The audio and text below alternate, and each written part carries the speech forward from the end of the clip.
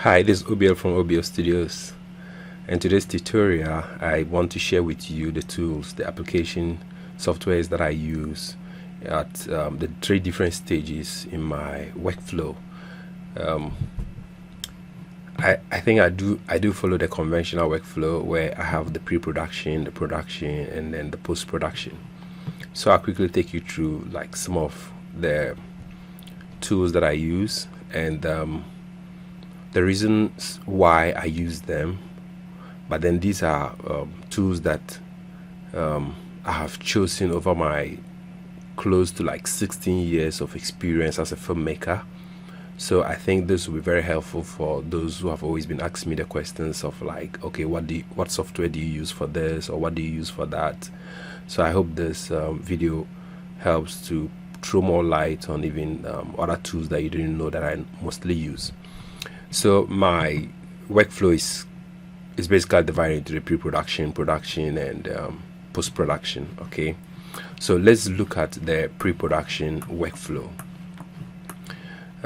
Most of my the first step I mostly do is I do a lot of research at the beginning stage, and mostly depending on what I'm looking out for, I could be looking through the internet for that information.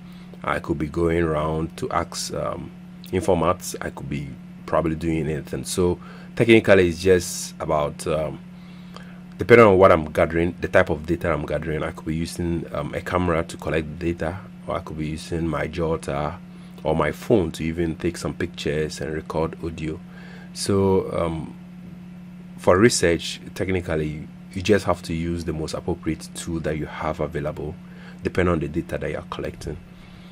But after I've done all my research and then I now sit down to write a script, the common softwares that I mostly use is Final Draft. For me, I think I've tried a number of softwares that I mostly use to write scripts, but I kind of like Final Draft. It's so easy to use. The workflow looks very professional. It syncs very well with the way my brain is networked to write scripts.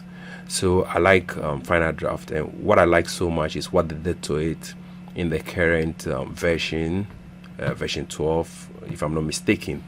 So it's a very powerful software, but I use Final Draft mostly when I'm offline. That is when I'm in the house with my laptop, or I'm in the office with my laptop, and I'm typing a script.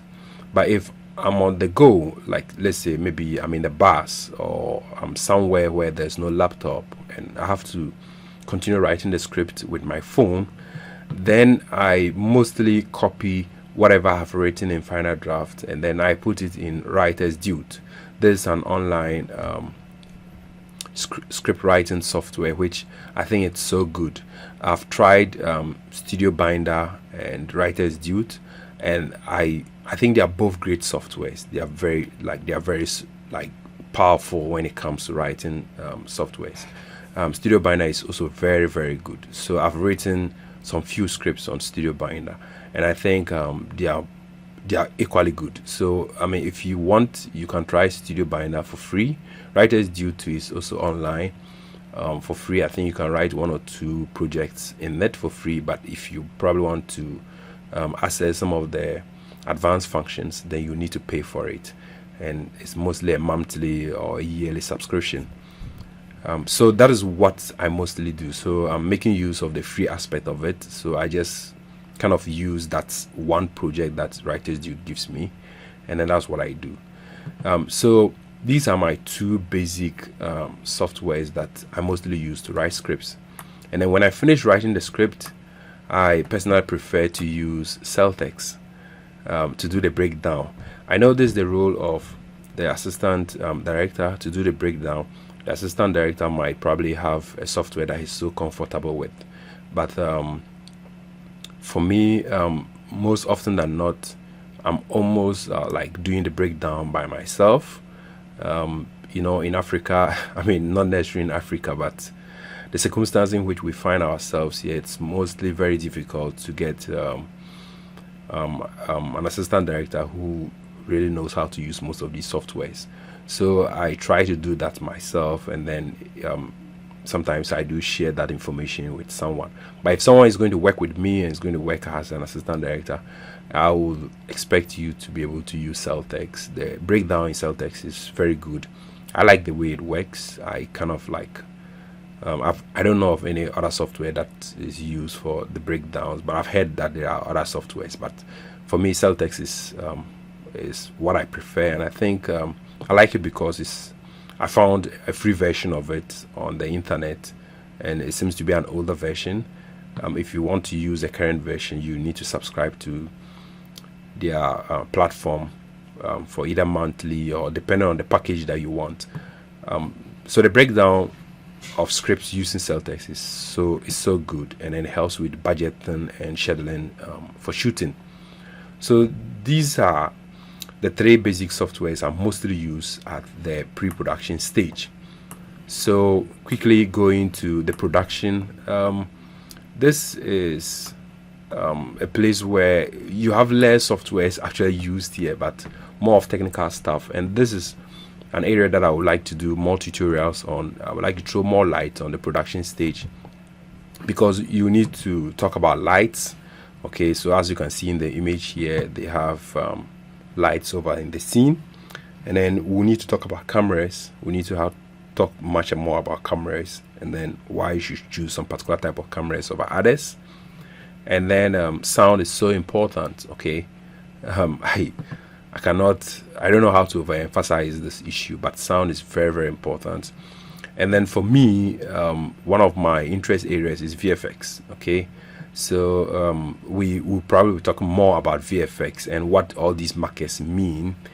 Not necessarily what do the markers mean, but which one should you use. Okay, I'll show you a technique that I personally came out with, which mostly informs me of which marker to use depending on the camera that I'm going to use. And then we might probably talk general about crew and performers. You know, you need to talk about the type of people behind the camera, what are their roles and responsibilities. I'm talking about the director, the cameraman, the clapper boy, the gaffer. We need to talk about those group of people maybe in a later tutorial where we can kind of dig deep into it to discuss them. And then the chunk of the softwares are mostly used at the post-production stage. I've been editing for close to like 14 to 16 years now. I've tested a lot of softwares. I've edited from Corel Video Studio,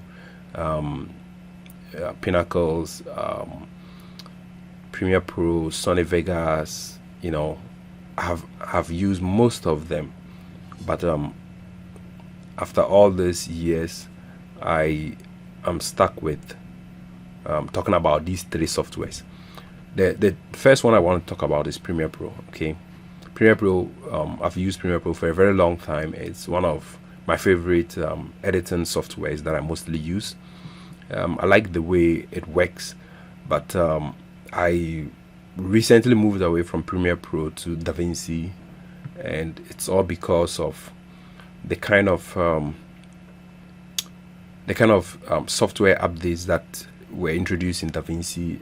I saw so many things that I really wanted, and the fact that Premiere Pro also had some few issues about, sometimes crashes and so many things about Premiere Pro that I don't want to dish. But the reason is that I still use it, and mostly when I'm just trying to cut some few projects, maybe very fast cuts, I mostly use Premiere Pro to do that. But DaVinci is now my go-to editing software, and I don't think I'm going back to Premiere Pro.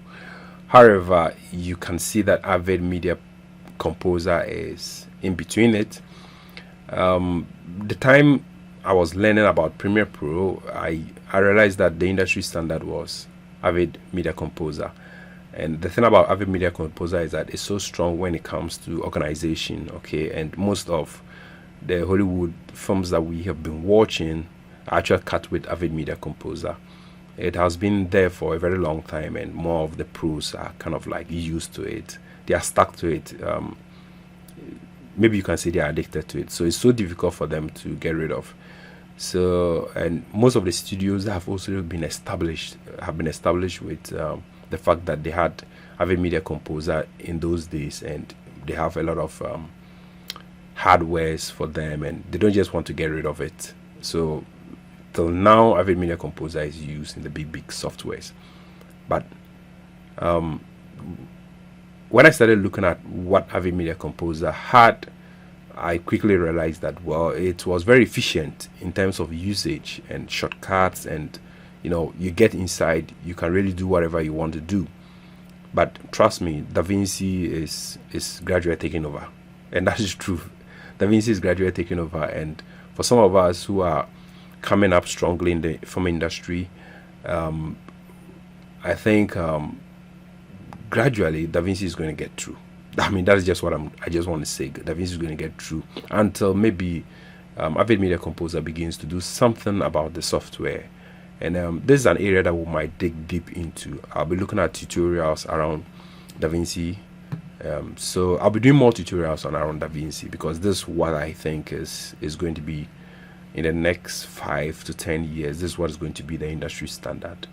And then so I'm going to do more tutorials on DaVinci. I'm going to bring all my studio guys on board with DaVinci, and all of you out there who really want to learn about DaVinci, please check this channel, because I'll be doing more tutorials on DaVinci. So speaking of post-production, when you finish editing here, if your timeline is locked and then there are some visual effects, you mostly want to go and do your visual effects. And most of the softwares that I use for visual effects is here. But now, speaking of going to do visual effects, there is something that you need to take note of, and that is color space. Okay, and the moment you think of moving away from your nonlinear editor like Premiere Pro, Avid Media Composer, or DaVinci, then you need to start thinking of your color space.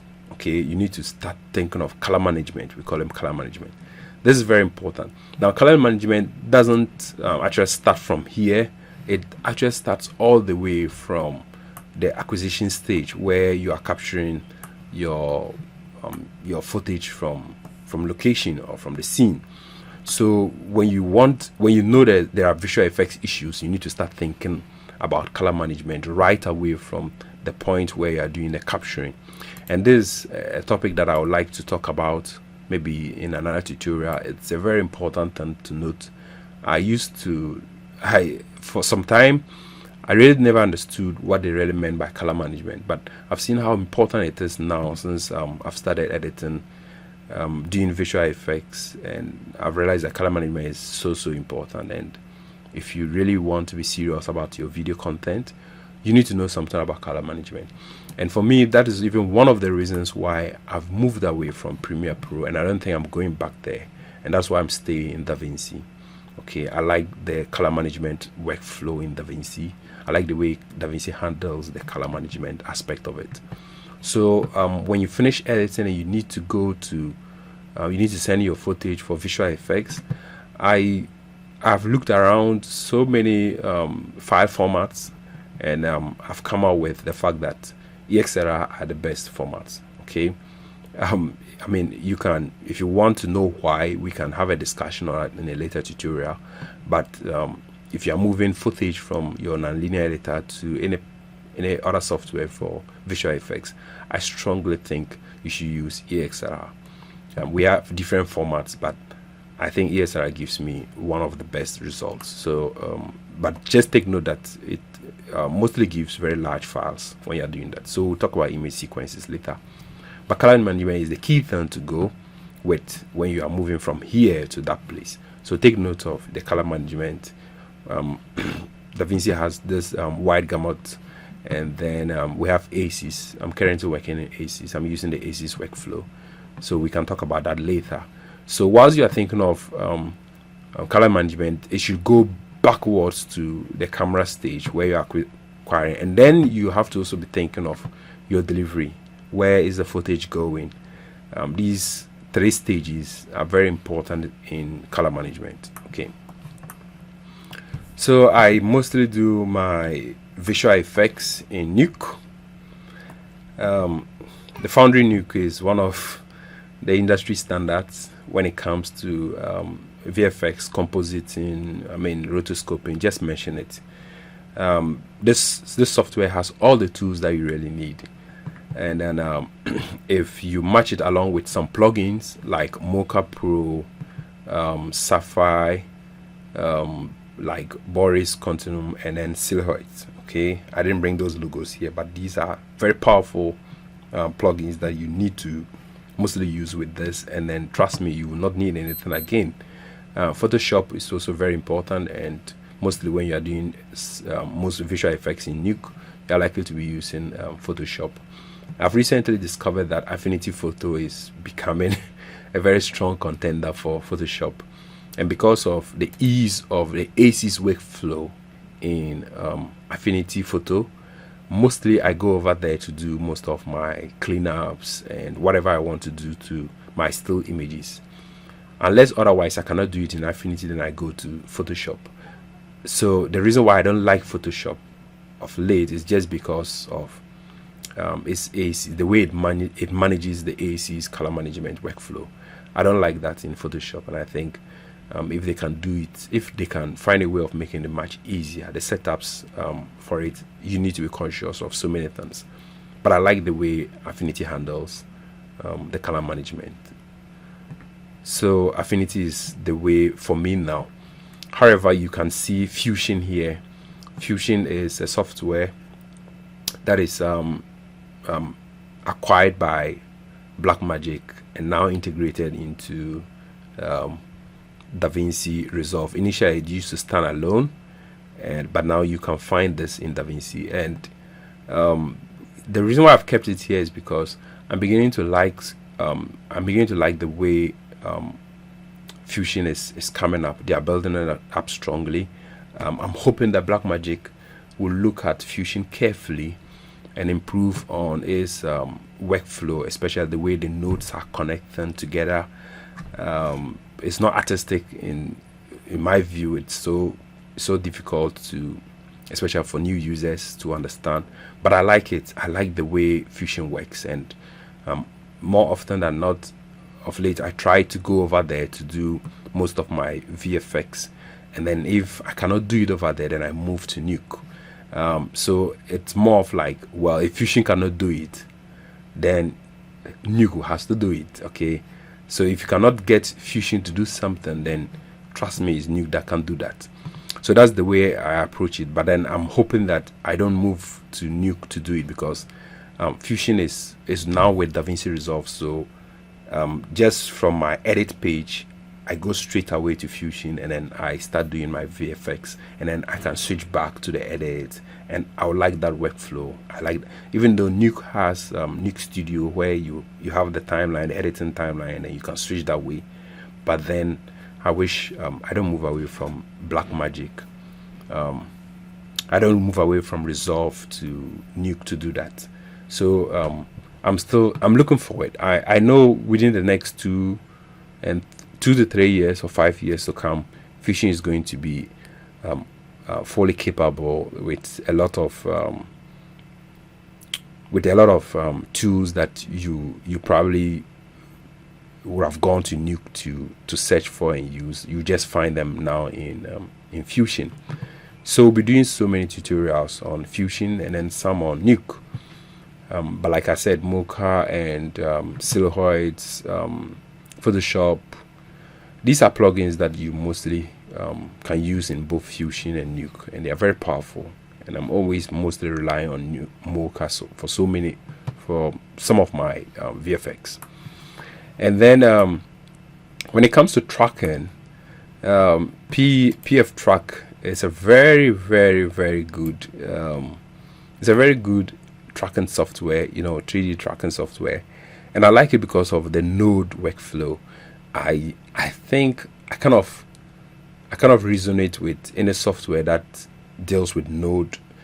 I tend to understand it far better than any other software that deals with like layers. So that is the reason why I've kept After Effects like at the right hand side. Mostly just I mostly use it for graphics, and not necessarily because it's powerful enough than Fusion. I mostly use Fusion for my graphics because Fusion has a node workflow and I like that. But it's just that sometimes I'm looking for speed. I just need to do something small, and I'm just looking for speed, and then I use this. And the reason why I'm also reluctant in using After Effects, another reason is because After Effects has a very weird way of handling color management, especially when it comes to ACs. So, I mean, because of the issue of color management ACs, gradually I'm moving away from After Effects and I'm doing almost all my graphics in Fusion. All right, in Fusion, and then sometimes I even do some of my graphics in Nuke. Even though people think Nuke is not capable, but Nuke is capable of doing some graphic works too. So PF Track has a similar workflow.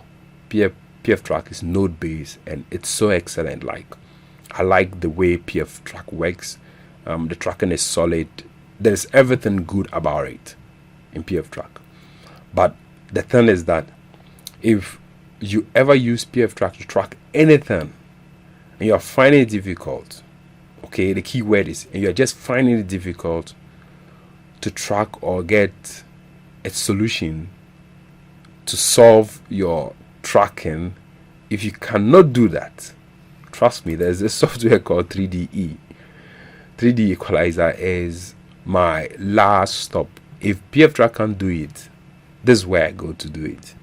PF Track is so powerful. 3D Equalizer is so powerful, and the interface looks like those 98 Windows 98 interface.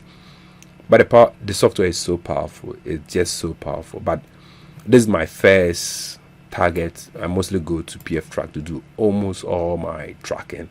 And then if it is not possible, then I go to 3D Equalizer.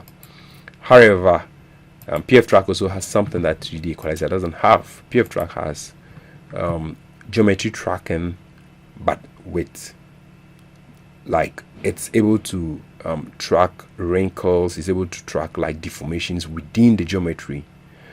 3D Equalizer has geometry track, but I really don't like the fact that you need to do too much to get it even do some of the deformation tracking.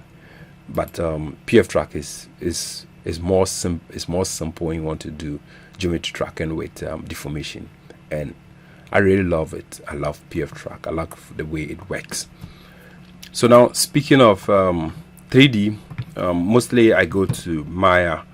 Maya is my go-to software for most of my 3D works, modeling and rendering.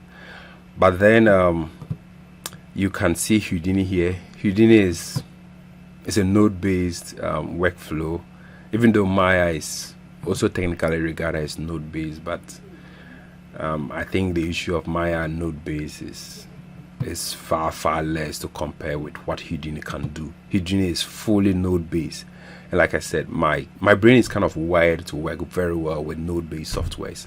So Houdini is something I mostly go in for most of my simulations. Okay, dynamics and so many things. I like Houdini, and recently I've started learning how to even do modeling in Houdini, and I think it's so powerful. It's becoming stronger and stronger, and pretty soon I might just completely move away from Autodesk Maya in terms of modeling and then get straight into Houdini. Now 3ds Max, I don't think I can ever move away from 3ds Max. I started learning 3D using 3ds Max, and then I went to Cinema 4D, and then I left Cinema 4D and then came to Maya. So 3ds Max is just something I cannot move away from. It also has its place, and I mean, when you are doing architecture, you are doing like some gaming stuff, you just need to stay with 3ds Max. And sometimes 3ds Max have some plugins that you just can't find anywhere, like TypeFlow and so many things.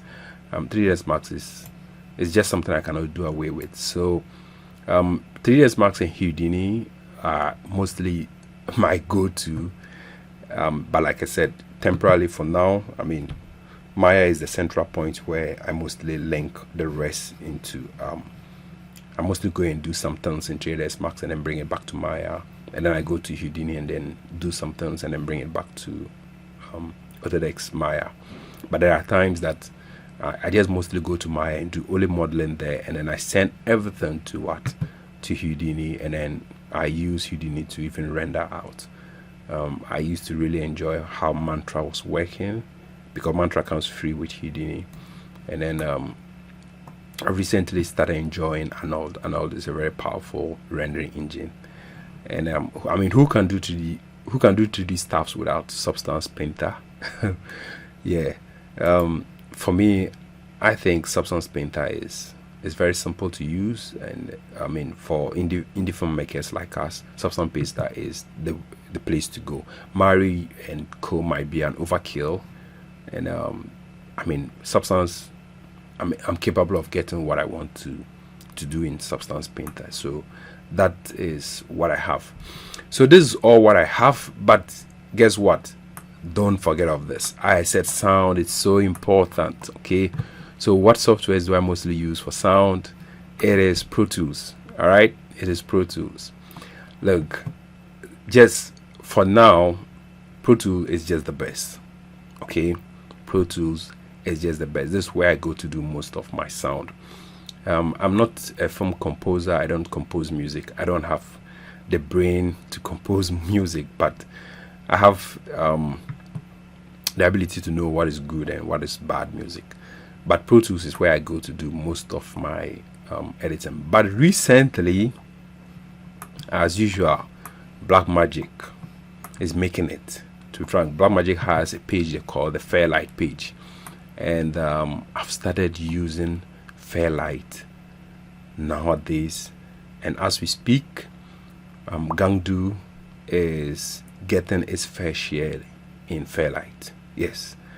Most of the sounds that I'm now doing it in Fairlight. And it's so powerful. I like the workflow.